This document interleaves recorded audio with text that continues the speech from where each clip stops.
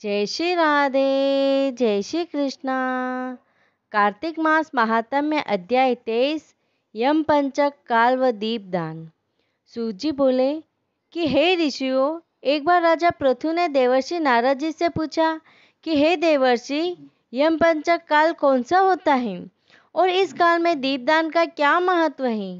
राजा पृथु के ऐसा पूछने पर नारद जी ने कहा कि कार्तिक मास के कृष्ण पक्ष की त्रयोदशी तिथि अर्थात धनतेरस से शुक्ल पक्ष की द्वितीय तिथि यानी कि भाई दूज तक का समय यम पंचक काल कहलाता है।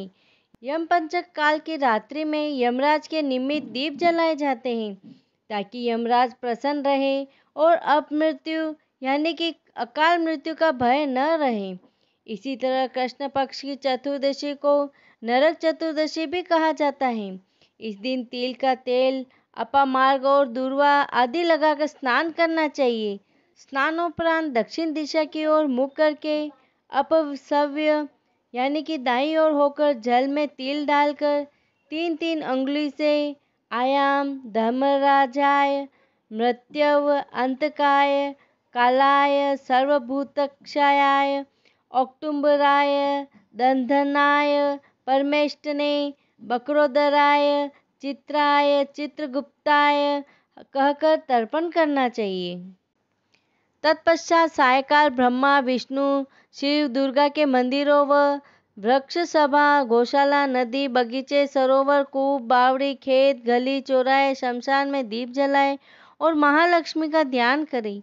नारद जी ने कहा कि हे राजन, यदि किसी की मृत्यु शास्त्र से हो जाए तो उसके निमित्त भी चतुर्दशी तिथि को दीपदान करने से अक्षय पुण्य फल की प्राप्ति होती है। तत्पश्चात किसी कन्या, ब्रह्मचारी और स्वामी को भोजन कराना चाहिए। ऐसा करने से शिवलोक की प्राप्ति होती है। कार्तिक मास की अमावस्या अर्थात दीपावली के दिन भी स्नान आदि से निवृत्त होकर पितर पूजन व श्राद्धादि करके ब्राह्मणों को भोजन कराए और सायकाल में तुलसी के निकट मंदिर में, नदी, पर्वत, शमशान, गौशाला व चौराहे पर दीप प्रज्वलित करना चाहिए। फिर लक्ष्मी जी का स्तवन करके उन्हें जगाए। जिस तरह पतिव्रता स्त्री अपने पति के जागने से पहले ही जाग जाती हैं, उसी तरह लक्ष्मी भी भगवान विष्णु के 12 दिन पहले ही जाग जाती हैं। अमावस्या के दिन बच्चों, बूढ़ों व रोगियों के अतिरिक्त अन्य कोई भी भोजन न करें और संध्या के समय लक्ष्मी जी का पूजन करने के पश्चात ही भोजन करना उत्तम रहता है। घर को तोरण, बंदवार से सजाकर दीप प्रज्वलित करने चाहिए। घर के सभी स्त्री पुरुष नूतन वस्त्र धारण करें और अमावस्या की पूरी रात लक्ष्मी जी के समक्ष गीतों का गायन प्रस्तुति करें। नृत्य आदि करके उस रात को हर्षोल्लास पूर्वक बिताएं। घर में एक दीपक रात भर जलाएं। हे राजन, दीपावली की रात्रि में लक्ष्मी जी प्रत्येक घर में फेरा लगाती हैं और जो घर सुंदर, स्वच्छ व पवित्र होता है वहाँ चिरकाल तक वास करती हैं।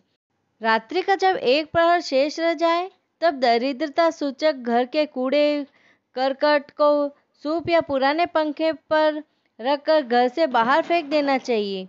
ऐसा करने से घर धन धान्य से सदैव भरा रहता है। दीपावली से अगले दिन प्रतिपदा पड़वा तिथि को गोबर से गोवर्धन बनाकर बंधु बांधवों के संग पूजन करें। इंद्र का गर्व चूर करने के लिए भगवान श्री कृष्ण ने इसी दिन गोवर्धन का पूजन किया था। इस दिन संध्या काल में गाय और बैल का पूजन करके अपने परिवार हेतु भरण पोषण व रक्षा की प्रार्थना करनी चाहिए।